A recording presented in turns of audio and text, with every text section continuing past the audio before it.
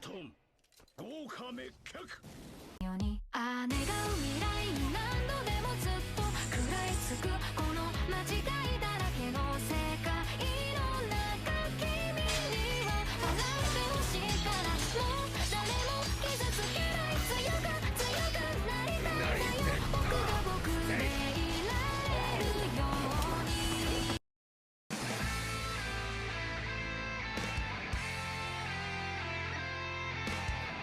Si je vous dis mangaka, vous pensez à qui?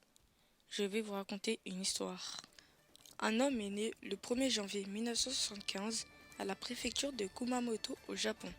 À peine 4 ans, il décide de devenir mangaka. Il était aussi passionné de vikings grâce au manga Vik le Viking. Alors il garda l'idée de devenir mangaka au coin de sa tête. Quelques années plus tard, il entre dans une école d'architecture. À l'âge de 17 ans, il décide de créer des planches et il arrive deuxième dans les 44e honneurs des Tetsukaro avec son One Shot, One Held. Il aura une récompense de 5000 yens, c'est l'équivalent de 4000 euros. C'est à ce moment-là qu'il va réellement rentrer dans le monde de l'industrie du manga. À 19 ans, il décide de quitter l'école d'architecture et part s'installer à Tokyo. Il devient l'assistant de Kushima. En 1993, il est devenu un jeune auteur. Malgré son talent, il n'arrive pas à se faire une place assez importante. Il avait un seul objectif, être publié dans le Wiki Shonen Jump.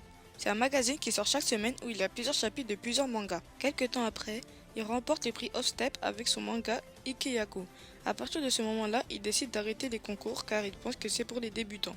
Il décide aussi de se passer que sur un seul manga. Mais malheureusement, à chaque fois qu'il présentait sa planche, il se faisait toujours recaler par le Wiki Shonen Jump. Alors Kushima décide de le prendre sous son aile.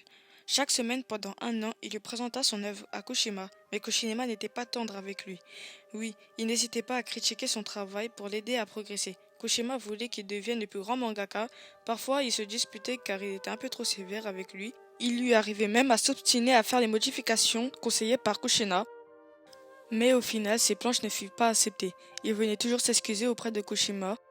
Il se faisait toujours recaler par le Wiki Shonen Jump jusqu'au moment où il doutait lui-même de son travail.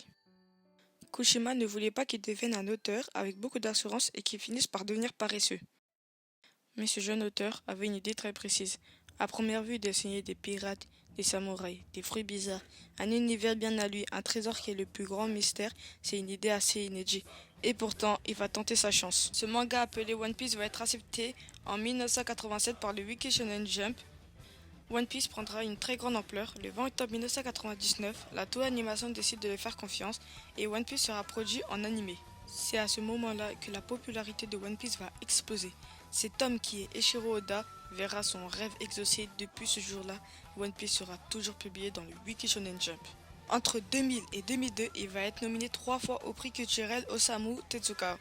Le 18 juin 2015, il entrera dans les Guinness Book des records avec 320 866 000 exemplaires vendus. Il a gagné beaucoup mais beaucoup plus de concours avec One Piece, mais si je les disais tous, la vidéo durera beaucoup plus de temps. Pour le moment, le record de One Piece n'est toujours pas détrôné, et même aujourd'hui, la popularité de One Piece ne cesse d'augmenter. C'est la fin de l'histoire de Eiichiro Oda. Cette histoire fait passer un grand message, ne jamais abandonner. Le travail d'Eiichiro Oda a été refusé beaucoup de fois, il a même douté de lui-même, mais il n'a jamais abandonné. C'est pareil pour vous, si vous avez que des échecs, relevez-vous. Pour ma part, j'ai 11 abonnés, mais je continuerai à faire des vidéos car je kiffe ça. Et même si ça doit me prendre 1 ou 5 ans, je vais tout donner pour atteindre mon objectif. C'est la fin de la vidéo, like et partage si tu as aimé, n'hésitez pas à vous abonner, on se retrouve pour une nouvelle vidéo, sayonara.